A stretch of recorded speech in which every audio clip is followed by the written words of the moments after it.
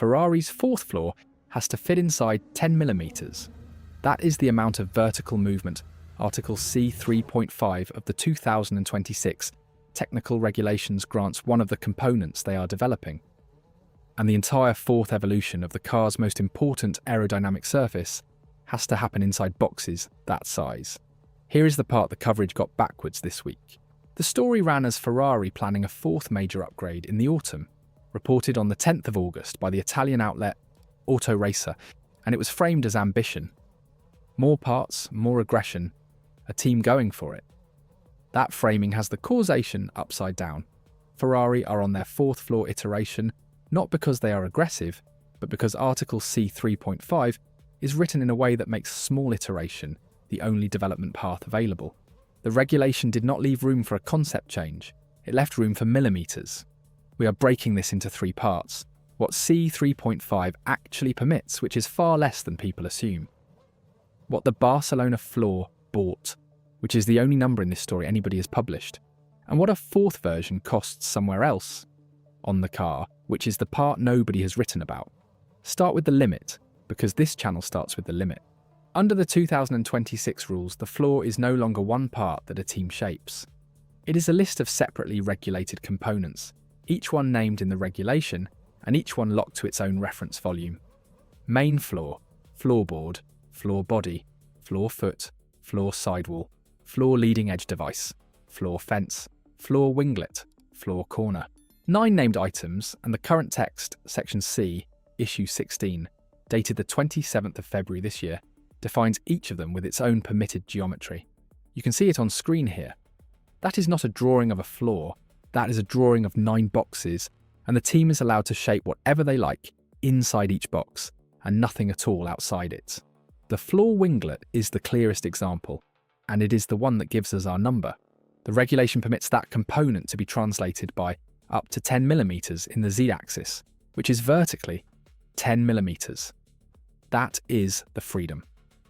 Roughly the thickness of a stack of 4 credit cards, and a team with a budget in the hundreds of millions has that much room to move one component up or down. There is a permitted fillet radius at the intersections between floor components, no greater than 30mm. The floor's leading edge is allowed up to 5 aerodynamic devices across its width. 5. Not a family of them. Not as many as you can package.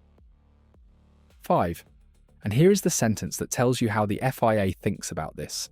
The regulations state plainly that the section and article titles within Article C3 have no regulatory value. The words are labels for humans. Only the geometry counts.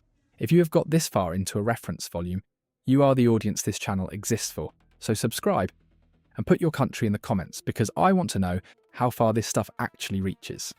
So here is what the floor actually does.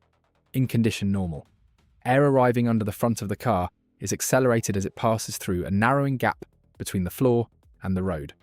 Accelerating air drops its pressure. Lower pressure under the car than above it means the car is pushed down.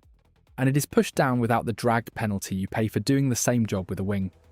That is why the floor is the most efficient downforce on the car, and why it still generates roughly half of the total in this generation, despite the rules deliberately weakening it. Think of it like a bench vise with a taper. Squeeze the gap and the air has to speed up to get through. What the diffuser does at the back is the reverse. It opens the gap back out gradually, which lets the fast, low-pressure air slow down and recover without separating from the surface. If it separates, the whole system stalls and the load falls off a cliff. The 2026 rules deliberately made this system weaker. The floor is partially flat rather than a pair of Venturi tunnels. The diffuser is less efficient, though it is longer and taller than the 2021 version it descends from. Overall downforce is down by around 30%, and drag is down by around 55%, because these power units cannot afford to drag a high downforce car down a straight. The maximum floor width came down by 15 centimeters. The car is narrower by 10 centimeters, the wheelbase shorter by 20, and the minimum weight dropped by about 30 kilos to 768. Hold that word device. It comes back in about 4 minutes, and it is the whole reason Ferrari are on version 4. Is Ferrari's fourth floor a new concept? No.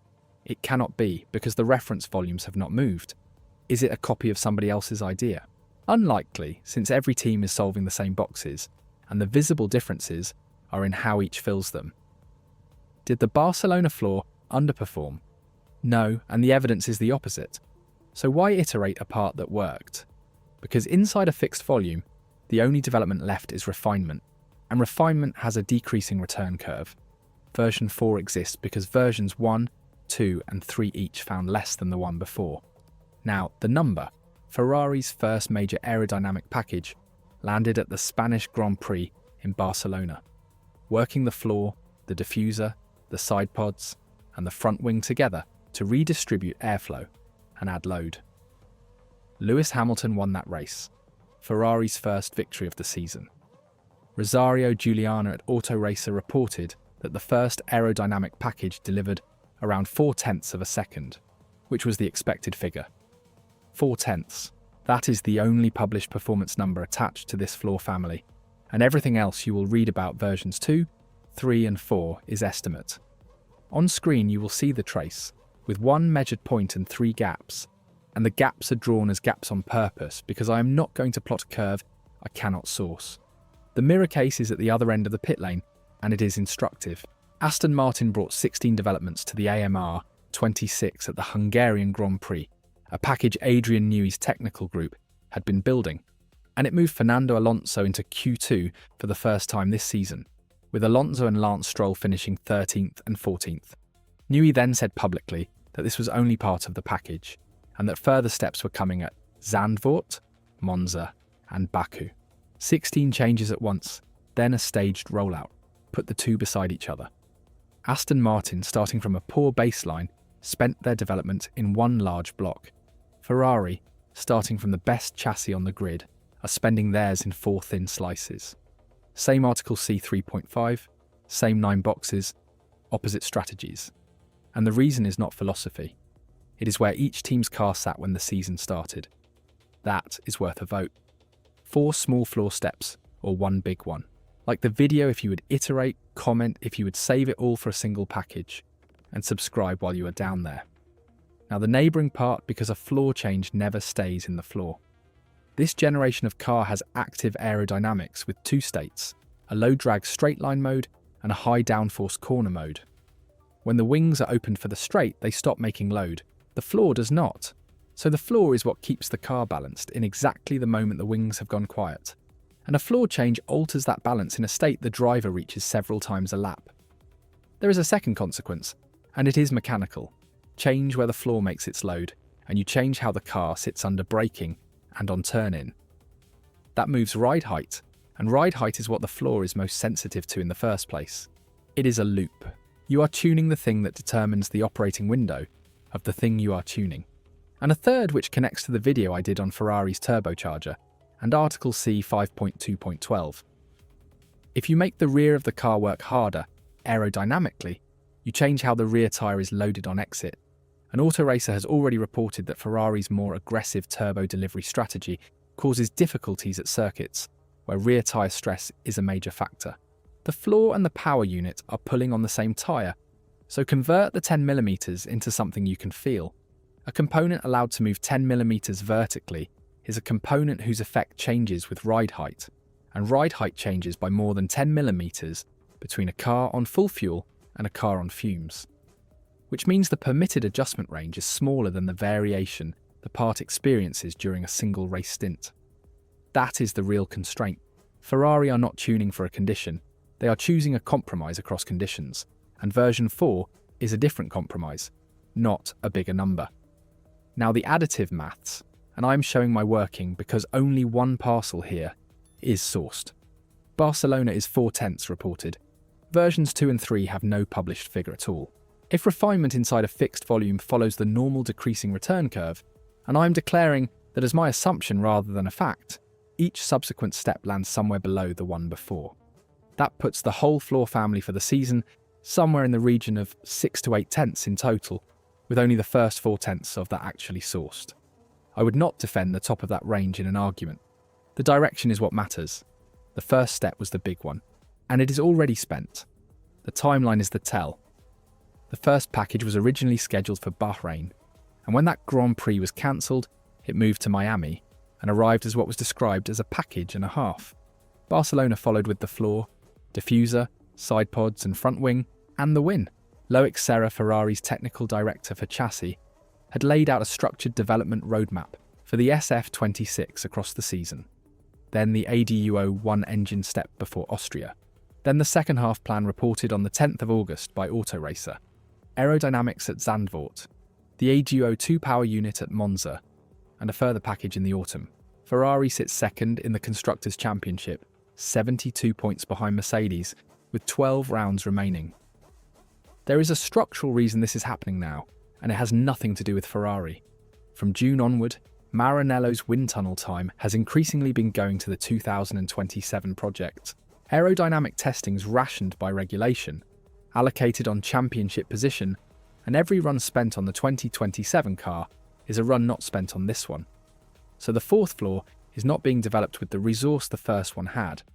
It is being developed with what is left over after next year's car takes its share. That is why it is an evolution of an existing part rather than a new one. It is the only kind of development that fits in the time remaining. Here is the question nobody asked this week. Everybody reported that a fourth package is coming. Nobody asked whether Ferrari can actually validate a fourth floor before they run it.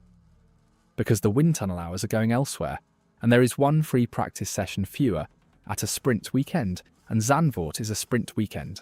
I do not have an answer, and neither does anyone else in public, because tunnel allocation split between two projects is not published. Before the last section, this is the part that cost them. So stay with me. Here is what changes physically at the limit, and it is about the floor leading edge device. Remember the word device. The leading edge is where the floor first meets clean air, and the regulation permits up to 5 aerodynamic devices across the width. Those devices are not there to make downforce on their own. They are there to condition the air before it enters the underfloor and to manage the wake coming off the front tyre, which is the dirtiest, most disruptive airflow on the car. Get that wrong and the wake is drawn under the floor, where it disturbs the low pressure region and the load collapses. The rules also removed the large, complex, outwashing floor edge structures teams used in the previous cycle, so the tools available for pushing that tyre wake away are far blunter than they were. Now the cost. A floor tuned to seal harder and make more load is a floor that is more sensitive to ride height, because it is working closer to the edge of where the flow stays attached. That is the trade in one sentence. More peak load, narrower window, and the regulations require these components to be rigid and immobile relative to their defined frame of reference, and to present a uniform, solid, hard, continuous and impervious surface at all times. You cannot buy your window back with flexibility. The FIA closed that door in the text itself, so version 4 probably makes more downforce than version 3. It also probably makes the car harder to set up, which at a sprint weekend with one practice session is a genuine risk, and Zandvoort is a sprint weekend. The strongest case against everything I have just said is this. 4/10 from one aerodynamic package is a very large step by the standards of a mature rule set, and the argument that returns are already diminishing assumes this rule set is mature. It is 7 months old. It is entirely possible that versions 2, 3 and 4 each found as much as Barcelona did, and that the fourth is the biggest of the lot, because nobody has finished learning what these boxes can do. I cannot rule that out. The only published number I have is the first one, and I've been careful all the way through this video to say so. If I stick my neck out, I do not expect the Zandvoort floor to change where Ferrari qualify. I expect it to change how the car behaves in the low drag mode on the straight, which shows up in race pace rather than in a single lap. We find out on the 21st to 23rd of August. If Ferrari qualify meaningfully further forward than they have been, and the race pace looks unchanged, I have got it exactly backwards, and I will say so. So here is where it lands. Ferrari are on their fourth floor, because Article C 3.5 does not permit a fifth concept. It permits 9 named components, each locked in its own volume, with a leading edge limited to 5 devices, and a winglet allowed to move 10mm vertically. The first version of that floor bought 4/10 and a win in Barcelona. Everything since has been spent inside those 10mm, against a ride height that varies by more than that on every lap of every stint. The upgrade is real. The room it has to work in is the size of a stack of credit cards. Two things for you.